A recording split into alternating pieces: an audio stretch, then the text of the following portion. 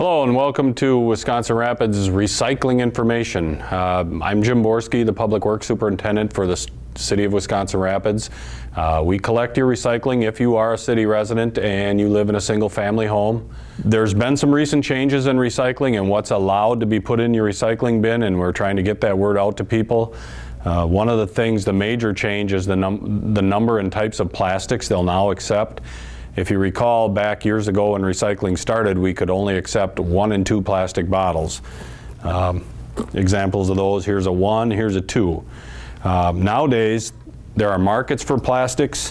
From what I was told at the processing center, a lot of the markets are in China, but our recycling processor does want us to collect 1 through 7 plastics, so the city is now accepting 1 through 7 plastics.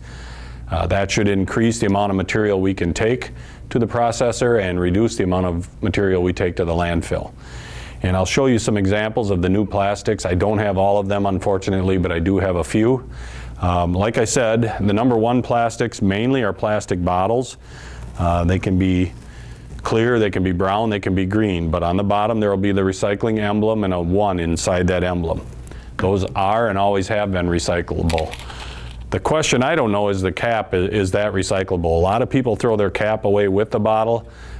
We were told years ago to get rid of the cap, throw it in the garbage. That way the plastic could be crushed and they could deliver more in a load.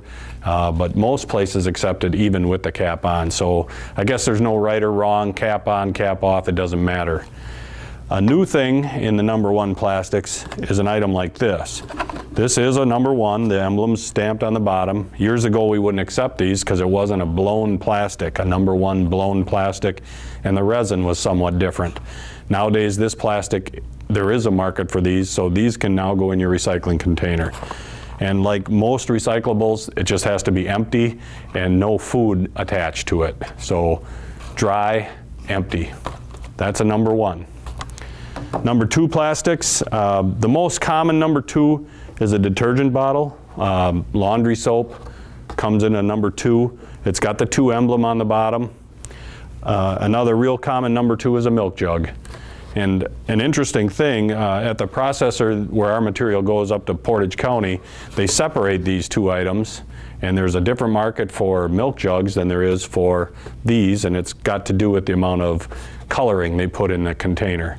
Evidently the milk jugs are a natural color resin and they're more valuable, but either way both of them are recyclable.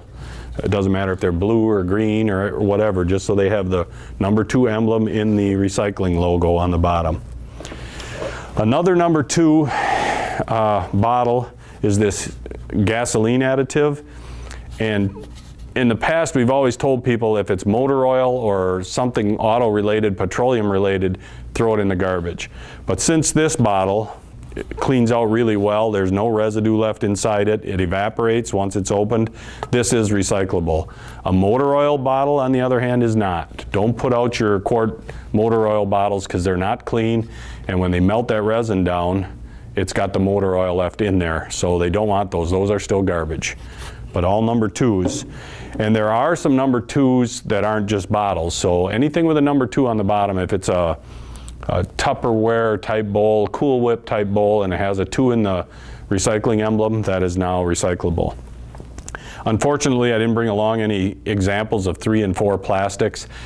I'm not sure, but I think ketchup bottles, a lot of that milky or colored plastic is a number 4. So check the bottom of the container, see if it has a 4 symbol in the 4 number in the recycling symbol. If it is, and you can get it cleaned out fairly easily, it can go in the recycling. These are some number 5s. This is a soda cup. Check the bottom, there is a 5 in the recycling emblem. Years ago we wouldn't accept this in recycling, we do now. This also is a number 5. It's a tub, but the recycling emblem is there with a 5 in it, so this is now acceptable in recycling. Same thing with this. This, I think, probably had a rotisserie chicken in it or something like that. It is clean. The people who put it out took the time to clean it. It's got the 5 symbol on the bottom. It's recyclable. This red cup is a 6. It has the recycling emblem on the bottom. It's recyclable. For years, these were just thrown in the garbage. That's what we wanted people to do with them. Nowadays, they're acceptable. Rinse them out, dry them out. That's all you have to do.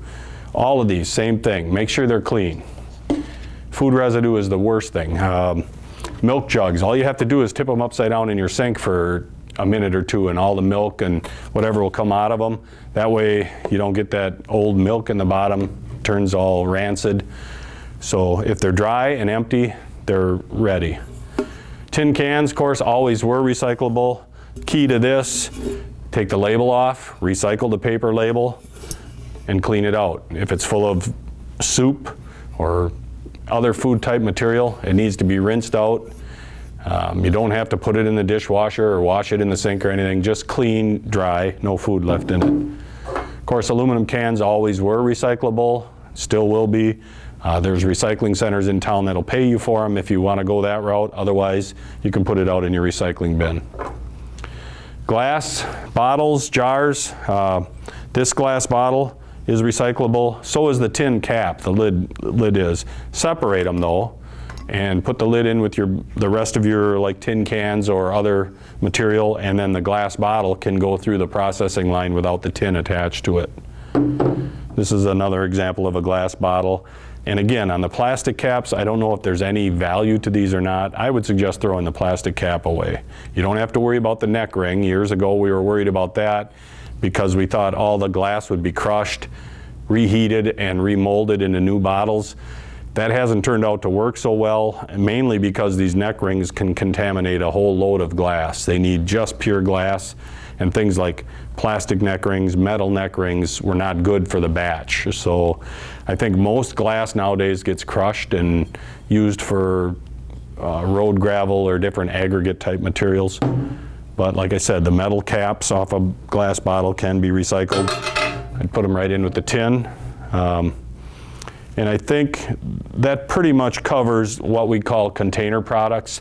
The one separation of our two separations in the city for recycling are all these container products can be grouped together in a brown paper bag or thrown loose in your bin. And then we have another separation for paper products. That's the only separation we require in the city. No paper mixed in with all this stuff. It has to be a separation between paper products and container products.